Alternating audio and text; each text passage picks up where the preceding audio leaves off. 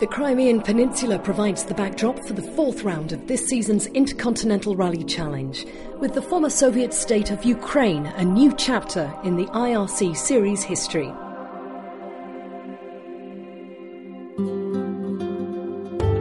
It's 20 years since the country declared independence and moved away from its communist past.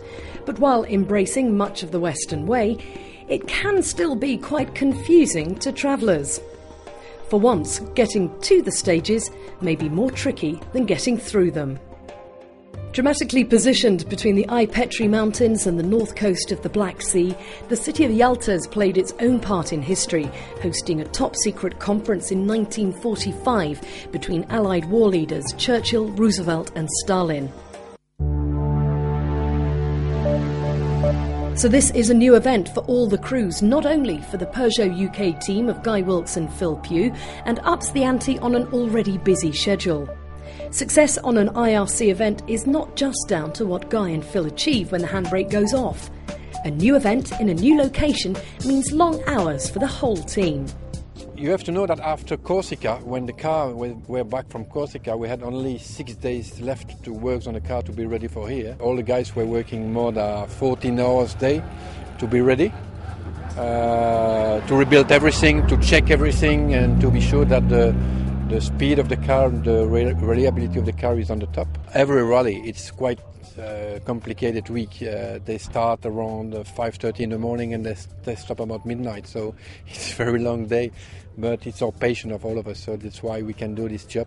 It's a human story, first and all, between the drivers, the co-driver, the logistic, the mechanics, everybody around. It's a team spirit, and this is what we like.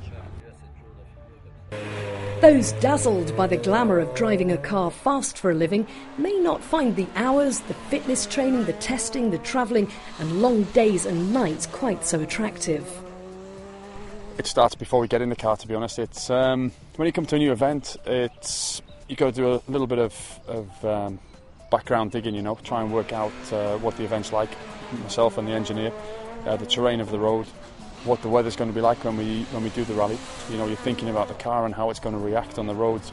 Are there bumps? Is the level of grip? And then on a night we'll run back through, sometimes not to check the pace notes, sometimes just to see exactly what's happening, because you might have done 4 or 5 stages in a day and they all have a slightly different character.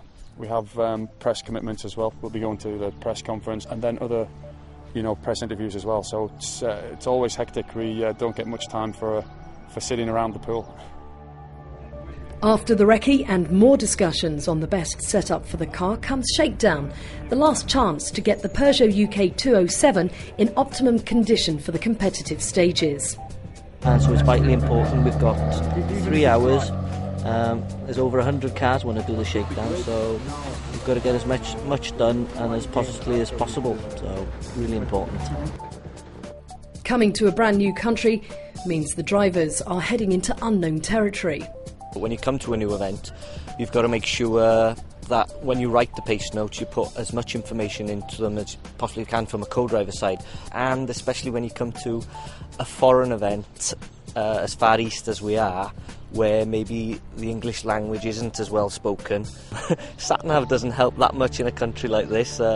Some of the names of the villages, they do end in a B or an E, so you can tell where you are now and again. But it can be quite difficult. I think it's going to be a very interesting rally, very difficult rally. Last night there was a hell of a thunderstorm, so it could have changed the roads a great deal, and we go into the stages blind again, so anything that's washed out, whether it be gravel or there's water running across the road.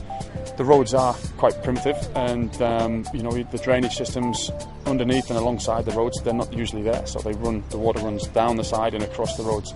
So we'll face that, and I'm sure the weather's done its worst up there for us. In a break from tradition, the opening showcase of stages will run around the city before the ceremonial start.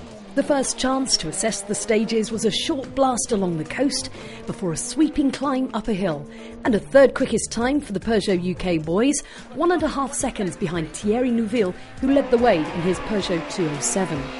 But there was better to come on the second stage. A superb blast across the asphalt saw Wilks go fastest through.